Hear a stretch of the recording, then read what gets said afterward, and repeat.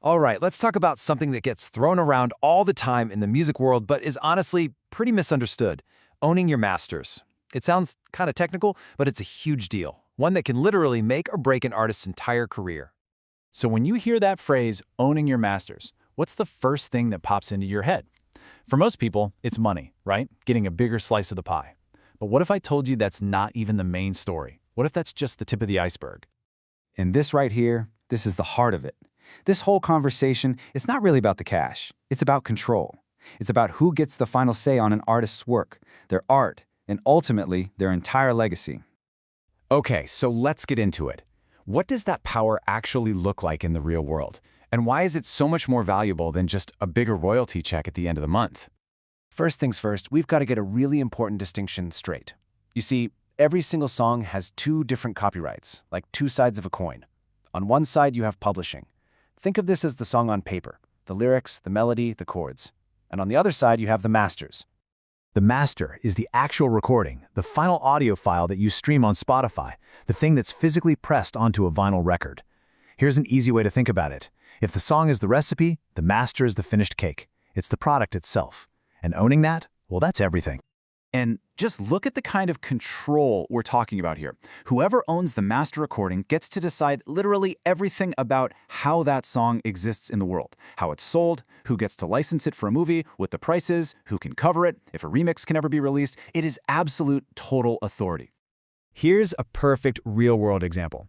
Let's say a massive show on Netflix wants to use your song in its huge season finale. It's a life-changing moment. Who do they have to call to get the green light? They don't call the songwriter. They have to get permission from whoever owns the master. If that's not you, you have zero say. So this leads to the big question, right? Why have record labels for decades fought so hard to own an artist's masters? Well, it's simple. They get it. They understand this power dynamic better than anyone else. For a label, owning masters is the golden goose. It means decades of control, a steady river of cash from royalties and licensing deals, and a ton of leverage over what you, the artist, do next. But you want to know the real kicker? All those masters, when you bundle them together, they become a massive, sellable asset called a catalog. Now let this one really sink in for a second. A label can sell your entire life's work to another company, an investment fund, whoever, without your permission. You can't. They can. Because in the eyes of the law, it's their property, not yours. And here's the part that's just wild. We're seeing these catalogs sell for insane amounts of money lately. Hundreds of millions, sometimes even billions of dollars. And when that huge sale happens, the artists who poured their soul into making the music, if they don't own the masters, they see exactly $0 from that sale. Nothing. This is precisely why it is so crucial for artists to start thinking about their music in a totally new light. It's not just art. It's an asset. It's a piece of equity you're building. Honestly, the best analogy is real estate. Your catalog of master recordings is like a house. It can appreciate in value over time, it can generate income for the rest of your life and even for your kids, but only if you actually own the deed. And when you do own that equity, man, a whole world of possibilities opens up. You can choose to sell your catalog, but on your own terms. You can license out tracks for big paydays. You can even use your catalog as collateral to get a loan for your next big project. All of a sudden, you're the one in the driver's seat. This is especially huge when it comes to something called sync licensing. That's just the industry term for when your music gets used or synchronized with visuals. Think movies, TV shows, video games, commercials. If you own the master, you are the gatekeeper for every single one of those deals. And that's often where the biggest money in music is made.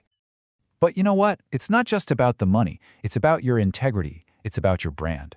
If you own your masters, you get to say yes to having your song in an ad for a cause you truly believe in.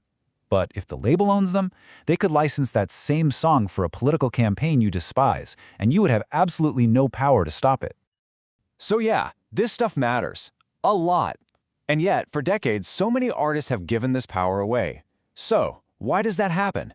And more importantly, how is the tide finally starting to turn? Well, you have to put yourself in a young artist's shoes. You're just starting out, you're probably broke, and you need money to record an album and go on tour. Then a record label comes along and dangles this huge check in front of you, an advance. It's incredibly tempting. And it's so easy to not fully grasp the long-term value of what you're giving up, especially when it's buried deep inside a 200-page contract. But here's the good news today. Today, the game has changed. Artists have way more options than ever. You can crowdfund your own recordings, you can negotiate for the rights to come back to you after a set number of years, you can even structure deals where you just license your masters to a label for a little while instead of selling them forever. The power dynamic is really truly shifting. And that's the hopeful part of this whole story. Thanks to technology, and thanks to so many artists speaking out and educating each other, we're seeing a whole new generation fight to keep control of their work right from day one. Because really, at the end of the day, that's what it all comes down to. Your music, your catalog, it's more than just a product. It's your life's work. It's your legacy.